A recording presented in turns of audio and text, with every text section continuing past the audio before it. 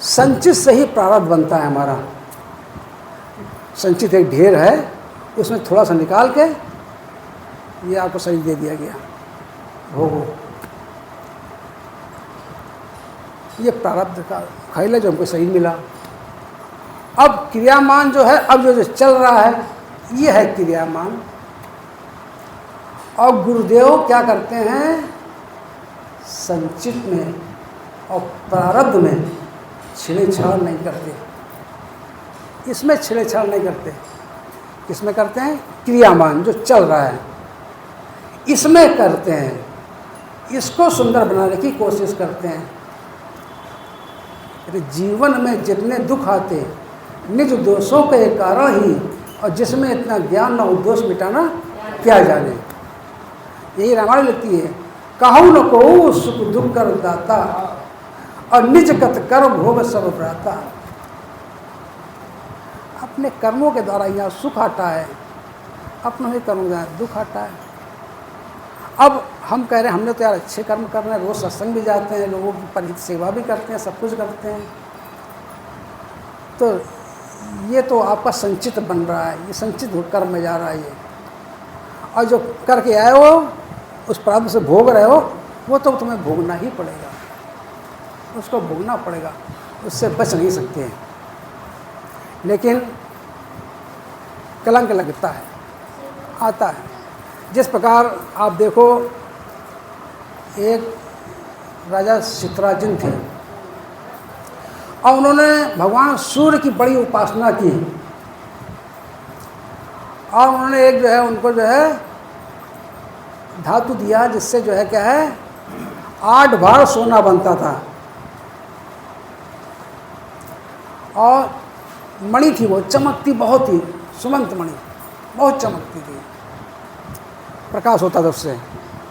एक बार वो भगवान कृष्ण से मिलने के लिए जा रहे थे, तो देखा बड़ी चमक आ रही, चमक चला आ रहा है, तो लोगों ने कहा भाई इतनी चमक कैसे है। तो भगवान तो समझ गए इस मणि कमाल है। जब वो पास आ गए तो भगवान कृष्ण ने कहा ऐसा है, ये सुमंतक मणि आपको जो प्राप्त हुई है, इससे 8 बार आप सोना बनाते हो, इससे हमारे राज्य में बड़ी कंगाली चल रही है। ये जो मणि आप हमको दे दो, कुछ दिन के लिए हमको दे दो, इससे कुछ हमारा व्यवस्था कुछ सही हो जाए।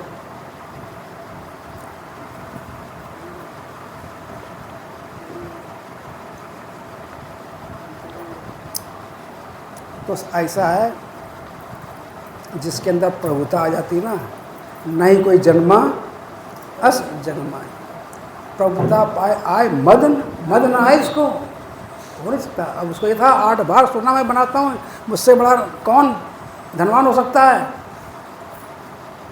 घमंड आ गया, अहंकार आ गया, और उन्होंने क्या किया, इनकार कर दिया। तो ठीक है भाई, तुम्हारी वस्त है, नहीं दे सकते, कोई बात नहीं, चल चलेगा। उधर उनका भाई था प्रसेन, और वो जो है युद्ध, वो जा रहा शिकार खेलने के लिए जा रहा था। तो उसने भैया से कहा देखो मैं जा रहा हूँ शिकार खेलने, हो सकता है रात बिरात हो जाए, ये मणि आपके पास ये प्रकाश बहुत करती है, तो ये मणि मुझे अगर मैं गले में लटका लूँगा तो प्रकाश दिखाई देगा मुझे। तो उसने कहा ठीक है, भाई कह रहा, भाई को दे दी। अब वो शिकार खेलने गए और खुद शिकार हो गए। वो शिकार खेलने गए, खुद शिकार हो गए,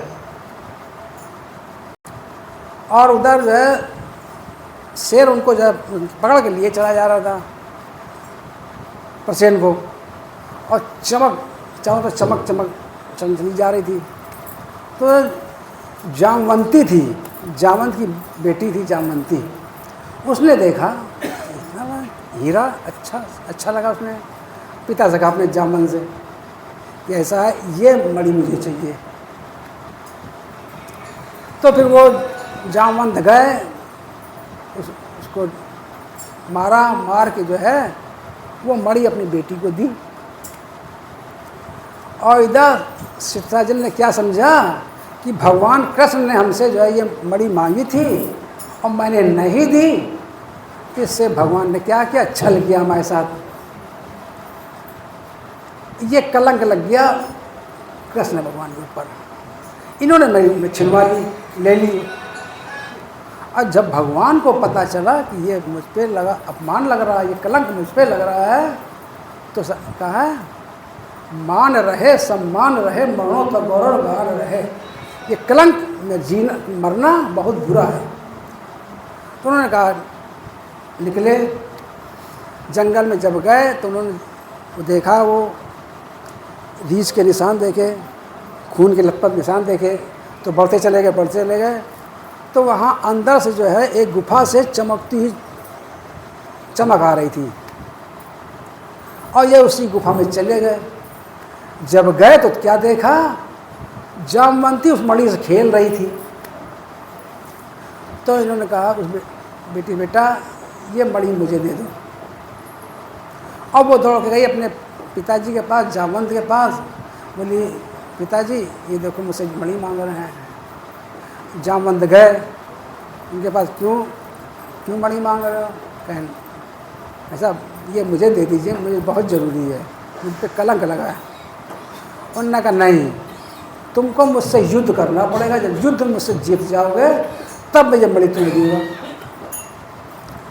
और ये त्रेता में जो है भगवान ने कहा था, त्रेता में इनका कहा था, भगवान से कहा जमन से, मेरी एक तमन्ना रह गई है, मैं आपसे युद्ध नहीं कर पाया, मुझसे आपसे युद्ध नहीं हुआ। तो उन्होंने कहा ये तुम्हारा जो है मनोकामना द्वापर में पूरी होगी, इसलिए लीला रची गई थी, लीला रची गई।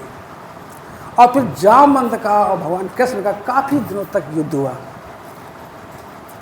जब युद्ध हुआ, जीत गए भगवान, तब उसने कहा प्रभु अब समझ गए आप तो प्रभु राम ही हैं, आपने यह रूप बदल लिया आपने, तो क्या है आप मेरी बेटी को भी परिग्रहण करें और ये मणि भी आपने। तो जामवंती का भी विवाह उनके साथ किया और मणि भी दी, दहेज में थी उनको। जब वो लेके गए सीता जी के पास, कहीं देखो ये मणि इनके पास थी, यहाँ से मुझे मिली। तो बड़ा शर्मिंदा हुआ भाई, अब उसने शर्मिंदगी महसूस की। उसने कहा ठीक अच्छा। तो उनकी बेटी थी सत्यभामा, तो उन्होंने क्या किया, सत्यभामा का विवाह जो है इनके साथ कर लिया और कहा अब ये मणि आपको ही मैं देता हूँ। तो इस तरह ये मणि, तो इसीलिए है कलंक लगते हैं, ऐसा नहीं है, मगर हम सोचते क्या है, होता क्या है। बलि चाहे आकाश को प्रभु भेजे पाताल, मन चेती होती नहीं प्रभु चेती तत्काल। परमात्मा जो चाहता है वही होता है, बस हमें क्या है अपने आप को सिलेंडर कर देना है प्रभु। हम क्या है उनके कलपुर्जे हैं, कलपुर्जे, भगवान के कलपुर्जे, जैसा चलाएंगे वैसा हम चलेंगे। इसलिए हम अच्छा कार्य करेंगे तो भगवान भी क्या है हमको अच्छा ही चलाएंगे, और बुरे कार्य करेंगे तो उसका सजा भी हमको देंगे भगवान। ऐसा नहीं है, भगवान तो निष्पक्ष बैठे हैं, वो किसी का पक्ष नहीं लेते हैं, निष्पक्ष ही हैं वो। और इसलिए हमें क्या है इस संसार में आके अपना पाप पुण्य की बातें छोड़ दें, क्या पाप है क्या पुण्य है, बस सदगुरु जो कह रहा है बस वही सही है, और संसार की सारी बातें गलत हैं। जो गुरु कह रहा है, हमारे गुरुदेव कह रहे हैं, बस वही सत्य है, और जो उस सत्य पे चलता है उसकी कहीं हार नहीं होती, उसकी विजय ही होती है। और जो भगवान का भक्त होता है वो कुछ मांगता भी नहीं है, परमात्मा से कुछ नहीं मांगता है, स्थिर न रहाई आँख न देखत यह जग जाई। मगर संत को फिर भी लोग जो है कुछ लोग दे देते हैं तो वो परहित नहीं लगा देते हैं सास में। एक संत जी थे, उन्होंने तपस्या की, बहुत दिन तक तपस्या की, तो रिद्धि और सिद्धि प्रसन्न हो गई। उनके पास आई, बोली प्रभु प्रभु ने हमको भेजा है आपको कुछ देने के लिए, आप कुछ मांग लो। उन्होंने बोला भाई जब मुझे ज़रूरत थी तब तो मुझे दिया नहीं, अब मुझे ज़रूरत नहीं है। जब तक हम सद्गुरु के शरण में नहीं आए थे तब तक हम ज़रूरतें हमारी बनी हुई थी, इच्छाएं तमाम थी, मगर जब सद्गुरु के हो गए तो सारी इच्छाएं समाप्त हो गई। जब प्रभु का आदमी हो जाता है तो सारी इच्छाएं समाप्त हो जाती हैं, तो उसकी इच्छा समाप्त हो गई। उसने कहा भाई अब मुझे कुछ नहीं चाहिए। बोले नहीं, अब आई हूँ तो देना ही पड़ेगा। तुम जिसको चाहो धनवान बना सकते हो, जो निरोगी हो रोगी हो उसे निरोगी बना सकते हो, मांग लो। जब बहुत जिद की, अगर आप हम किसी को अगर निरोगी को निरोगी कर दें और निर्धन को धनवान कर दें तो अहंकार आ जाएगा हमारे अंदर कि देखो मैंने इसको धनवान बना दिया, इसको मैंने निरोगी कर दिया, अहंकार आ जाता है।